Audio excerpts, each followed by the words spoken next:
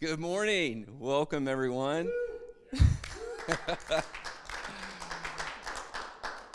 Good to have you all present or on live stream with us this morning. Thank you for joining us. We're excited about the events this morning and the weeks ahead that God has prepared for us. We have a blog that came out a couple days ago.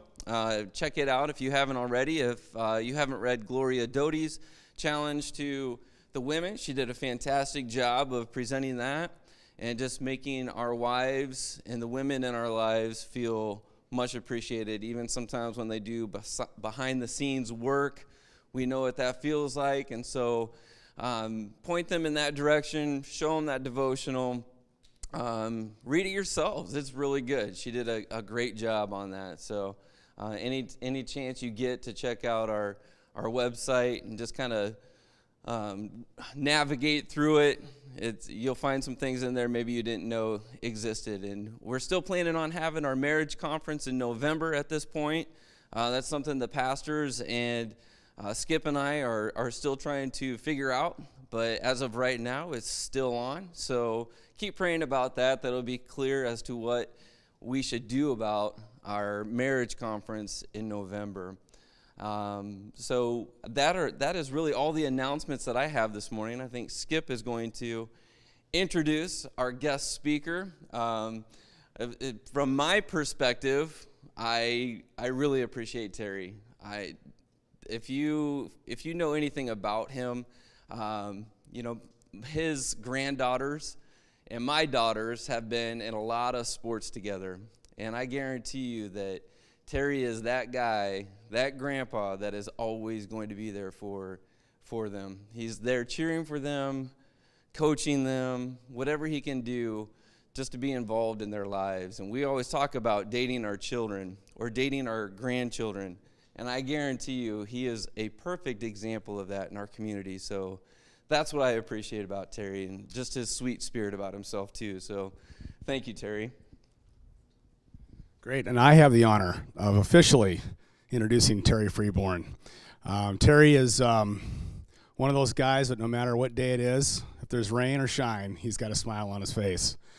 And I got to know him first and foremost through a client relationship, and he just had that sparkle about him. And of course, he ended up helping carry me across the community when my car was broken down at West Finch Auto Plaza. So we had some small conversations, and then I ended up at Prairie Lakes Church with him. So we get to enjoy a lot of fun together there, and every time I see Terry out in the audience, he's really getting into it because I play drums once in a while. He's a devoted father, a devoted grandfather. He's a fantastic model of a husband, his wife Judy. They're just a perfect couple. They're always smiling as well. God is great, right, gentlemen? We have so many blessings.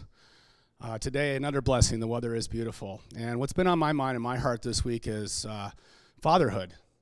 And in fact, at church, we'll be singing a song, Good, Good Father. And I thought I'd just share just a few little lyrics from it that just make sense just for the devotions we've had. The devotion from Gloria Doty, which was fantastic, just touched my heart. And then I decided to slow down and in between practice and read the lyrics. And so, again, this is Good, Good Father. I've heard 1,000 stories of what they think you're like, but I've heard the tender whispers, love in the dead of night, behind the scenes, right? And you tell me that you're pleased and that I'm never alone. You're a good, good father. It is who you are, it is who you are, it is who you are. And I'm loved by you. It's who I am, it's who I am, it's who I am. And for me, again, it hit home for me this week especially just because of everything, again, that we are dealing with. It seems like there's never a shortage of stress. Things are going through our mind, and I think it's just a humble reminder to slow down and listen to God, because God is there. He is the Father. And when we were kids, as we grew up, we always heard the terminology father figure. You know, we need to be a father figure, whether we're coaches or whether we're mentoring our children or just helping people out in the community. And that's another identifying factor of what Oxstrong is for me as a father, with the ministries that we have, with helping out marriages that are in trouble and keeping families together. And also we work with local charities here. We have Oxstrong Gives, and we have resources, so lean on us. We have some great people. As I've said many times, I could take just this room and we could build a city, okay? I promise I'm pretty good with a hammer, all right? That's about it, though. But there's a lot of things we could get done as men, and I'm just so proud of you for being here today. I'm just honored to be online. So, Terry, great guy, phenomenal husband and father, as I said. He's got a story to tell, and I will say one last thing about Terry. He is probably one of two men walking the face of the planet was able to successfully get a refund check out of the federal government for his Social Security. So he came in and just ask questions is what we always say. What if and what is this about? And so we had a real fun project with that. It was a great thing. And so I'm looking forward to having so many other great stories with you. And I'm just so honored you're here, Terry. So take her away. Well, thank you, Skip, for introduction. And I'd just say that little project that we had was very profitable. And I'm glad that we did it. Now, Skip has been a big influence on a lot of things in my life because he's our insurance person out at West Finch where I work. And so they have a wellness program through that has had a major effect on me. And so I'll have a little more to say about that a little bit later, but for you that don't know who I am, I'm Terry Freeborn. They did a good job of introducing me, so I guess I don't need to say too much more about that. I was actually not born in Iowa. I was born in Rockford, Illinois, and my dad worked in a Sunstrand plant there, and my mother worked like a lot of mothers and wives worked in a tent and awning factory because that was during the war years. And so we were there for maybe a year and a half, and then they moved back to Grinnell. And I've lived in Grinnell 70 plus years, so I've seen most of Grinnell from front to back and top to bottom, and I've seen a lot of changes in Grinnell in those 70 years. When I graduated from high school in 1962, from the old high school, we went from the old high school, and we were the first class in the new high school in 1962. So that building's been up there a long time too. So, and at that time, they're going to tear the high school down, the old one. Said it was unfit to be in. Well, all these many years later, we have church in their auditorium for Prairie Lakes Church, and we went there for 4 years, 5, and then we moved out to alongside West Finch out there on 146, and now we're about to move again. We've got, if you've seen this Grinnell paper that has First Baptist Church is now going to be our new home, and for that, we're really, really tickled because my wife and I went to church there for about 15 years. She was baptized there. She was went to church with friends for quite a while when she was young. Then when we got married, why, I didn't go to church. I had things I wanted to do on Sunday, so for quite a while we did not attend church. But finally, kind of got to see the light, and it's kind of strange that my oldest son and my middle son were the ones that got us going to church, or got me going to church, which was just what my wife wanted. And we went to Prairie Lake, went to First Baptist Church for 15 years. And that's kind of where I started realizing that I hadn't really been looking at the things that I needed to look at in many ways, as a father, as a husband, And, you know, as you're raising kids, you're thinking now, what do I want them to take out of this time in their life? And I could see that I was spending too much time doing what I wanted to do. You know, I was active in all kinds of sports. Many Sunday mornings I spent from 8 o'clock in the morning till noon playing racquetball up at the college, or playing basketball, or playing softball, or whatever, because that's what Terry wanted to do. But I finally started to see the light, and my oldest son really got us started, and then with an assist from the second son, got us attending church and seeing the light that was there.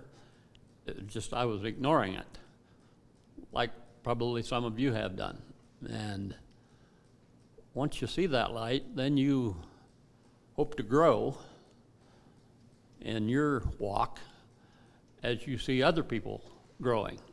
And so that's kind of how I got started going to church. And my wife was very, very happy with that situation. And so as we continued to go to church, we had to, one of my closest friends was our pastor at that First Baptist Church, and that was Tim Stewart. And I don't know if any of you guys would know Tim Stewart, but he was a very close friend besides being our pastor. We spent many a Saturday afternoon watching the Iowa Hawkeyes play the Michigan. And he would come down and we would watch football. And on Sunday we would after church, we would go to someplace and eat with them. He was a very good friend, and he ended up moving back to the Detroit area where he came from. And we were on the search committee to find a new pastor. Well, that's a big job. I don't know if any of you have ever had to do that, but that's quite an undertaking. And once we decided on a candidate, we hired a woman from Pennsylvania. And Sue was just a really, really nice woman, and very friendly, and we thought we had found a replacement for Tim. And she lasted 13 months. And the bad part of that was there were some people there at the church that didn't treat her very well. And so she took a job down in Arkansas. So then there we were again. We felt like we'd hired the right person to be our pastor. We were part of that search committee.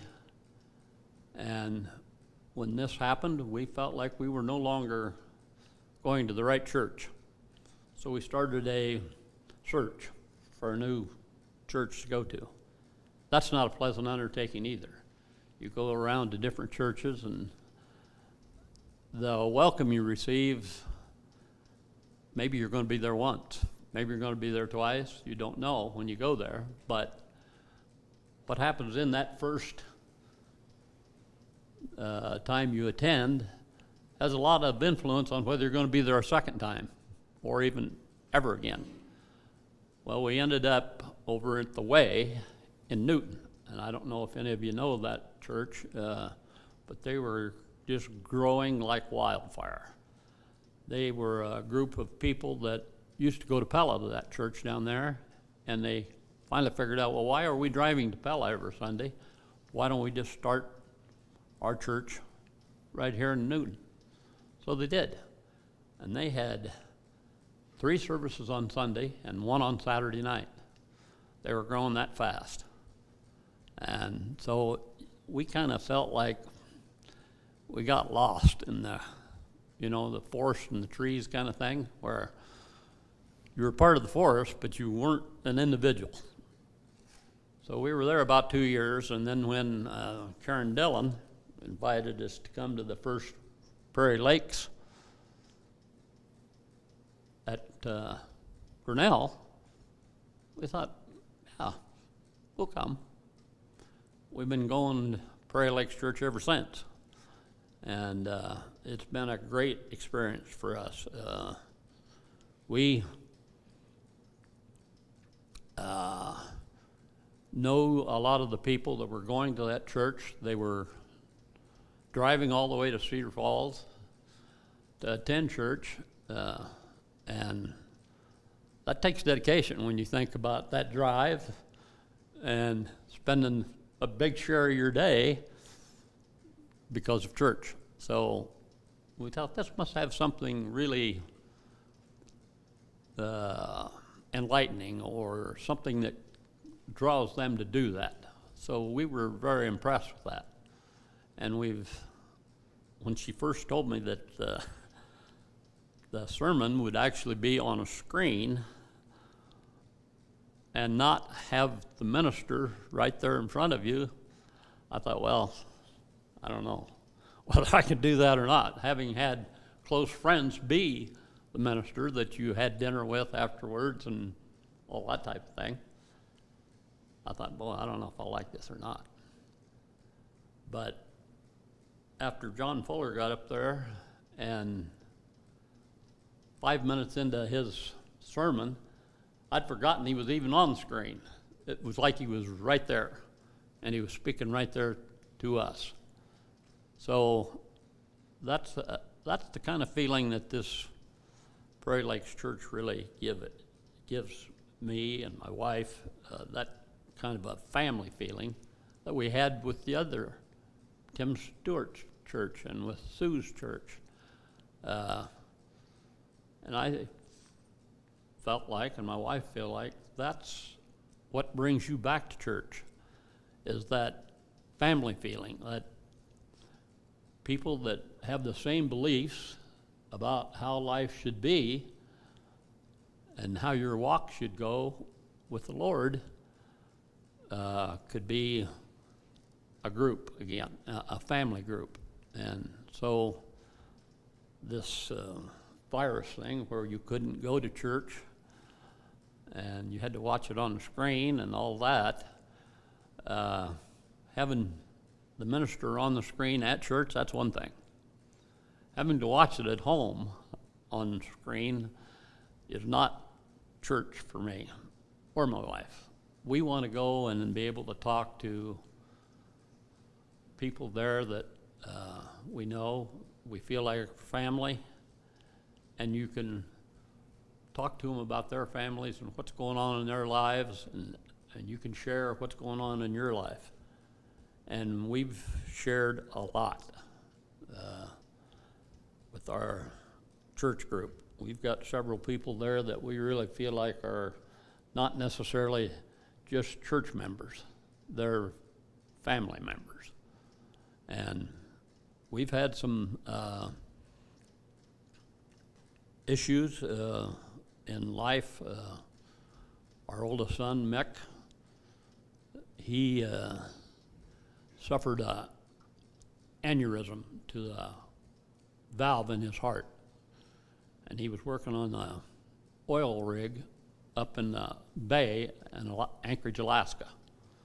He collapsed and was life-flighted to Anchorage. And they did emergency surgery on him, and he was in a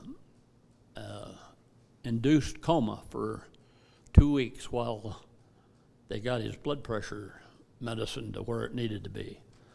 So we just about lost Mick then. And 7 years later, we did lose him. He passed away, age 54. Well, we got that call on a Saturday morning in February, and of course we were just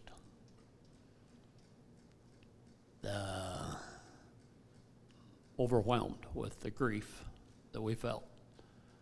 Mick had 8 children, Now, so he left a wife with 8 kids. Now, one of them was married and had his own family at that point, but devastating loss just for everybody. But the family, they're doing very well at this point. For someone that's had to raise the little ones, and still she's homeschooling 4 of them. Very religious family. They would not have gotten through this without their faith. They lean on the Lord when there's tough times, like we all do if we've seen the light. And we had people in our church, the Prairie Lakes Church, that were there for us when we needed it. And we got that call on Saturday morning, and Judy said, "What are we going to do tomorrow?" I said, "Well, to me, there's only one thing we can do. We need to go to church just like we have been going, and just like Mick would like to have us go."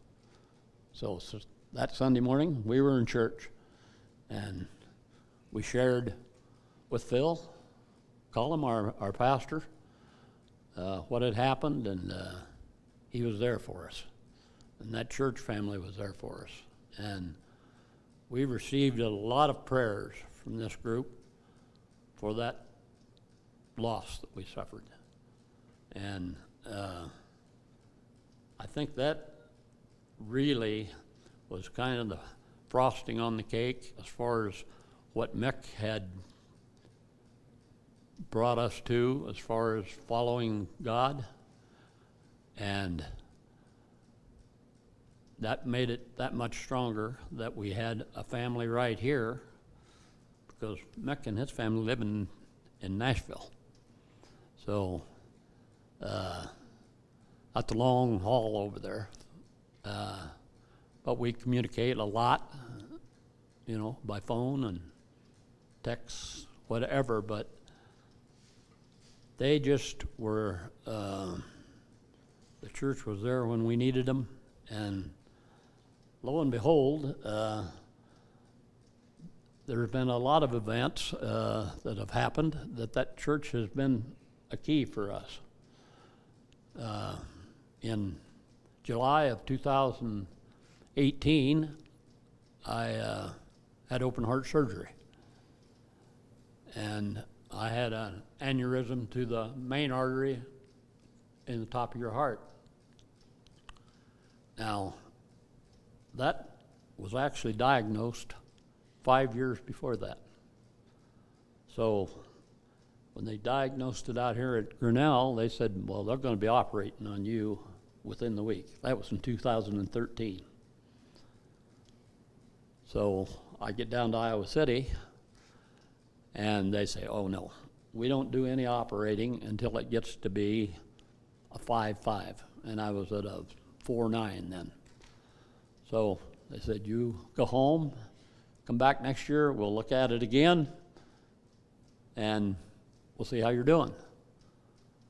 Well, to use my wife's words, that was like living with a time bomb. She said, every time the phone rang and you weren't there, she wondered whether that aneurysm had burst. So for 5 years, that's what she did, just wondered if I was going to be all right. Well, finally, that last year, in 2018, they said it had grown from a 4.9.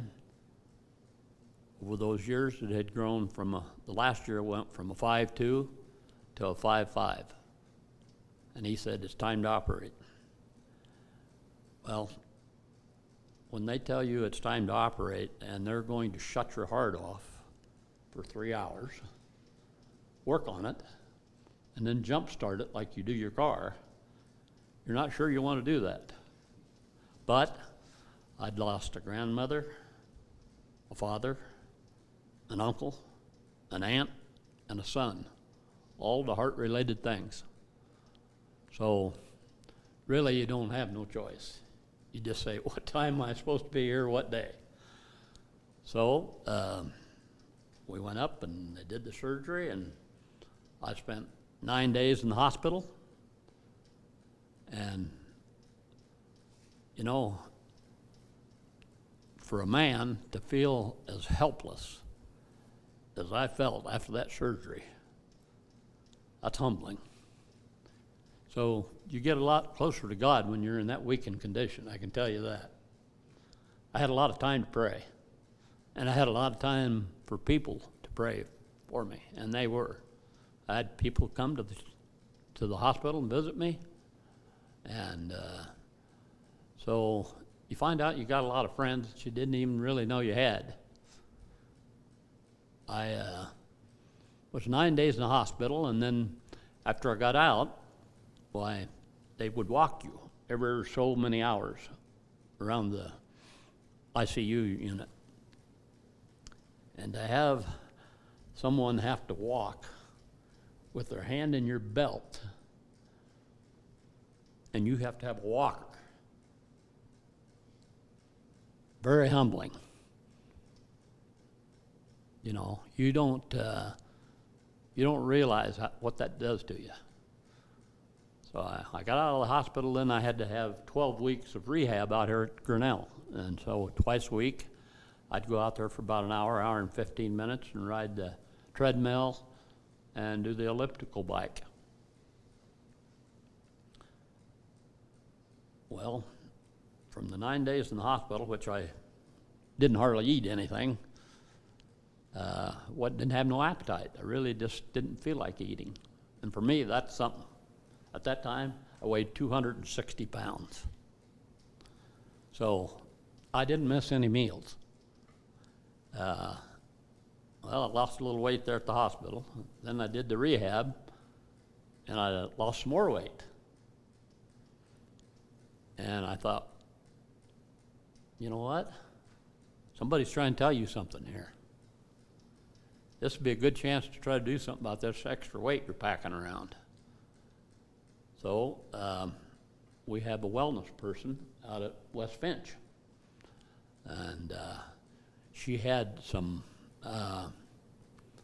equipment she was going to sell. So she sold me a stationary bike, some barbells, some stretching bands, and then she showed me how to use them. Well, I got on the scales last week. I weigh 185.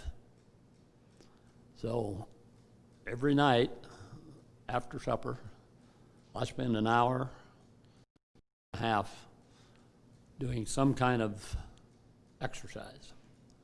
Now, once the weather got good, then I bought me a road bike. So I'll ride 6 miles on weekdays, and then on the weekends, I ride 15 miles. So I'm pushing 60 miles a week, about every week. And, you know, that gives you a lot of time to think about your walk with the Lord, all the things He's done for you, how He got you through the tough times, and you realize that you're not in this walk by yourself. It's not your load to carry all of the time, that there's someone there almost at your beck and call.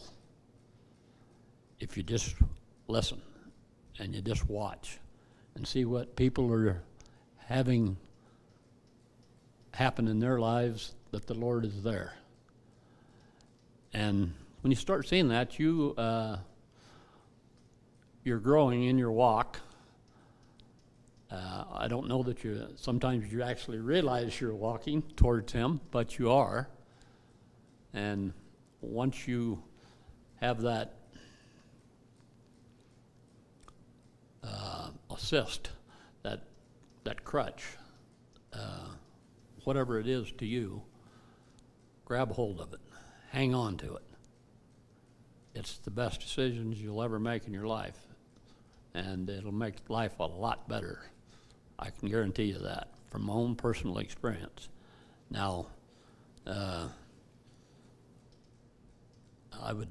would say that if any one of you guys got up here and actually talked about things that's happened to you in your life, you could relate to similar type situations in your life where sometimes things were looking pretty bleak, and yet in your own family, maybe even to you, you find out, hey, he's there. Spend a little time praying. Spend time in the book. Spend time in church. And of course now this virus thing has kind of interrupted a lot of the church things along with a lot of other things. And if there was ever a time that a lot of us need to be reaching out to the Lord, it's now. Because this world is really in a dire straits. And we need to make good decisions about a lot of things.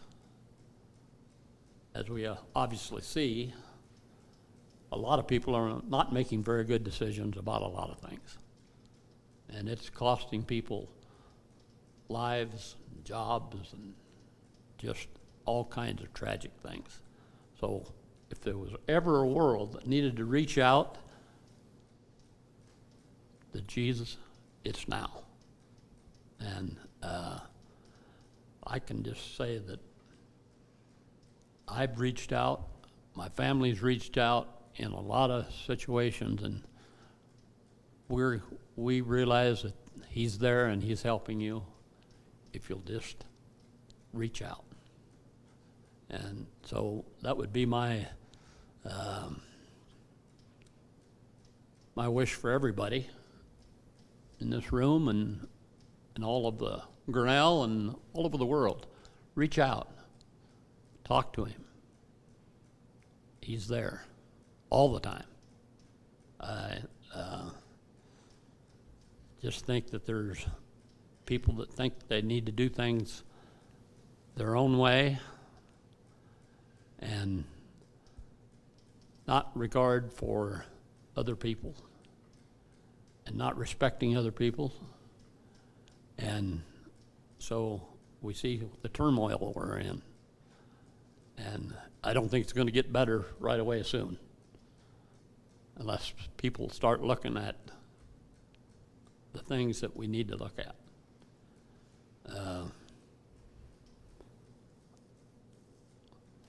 That's pretty much my story. I'm sure many of you could get up here and have similar type of things that's happened to you in life, and if you just want to share them with people, might help somebody that have had issues, maybe still have issues. We all have issues. We're all sinners. And that's why we go to church and try to get better. That's really all I have.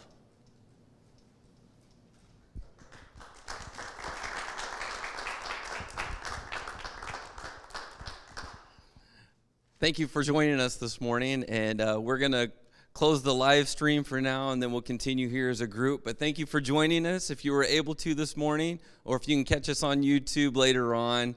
Hope this challenge was as encouraging to you as it was to us who were present. So God bless, and we'll see you later. Thank you.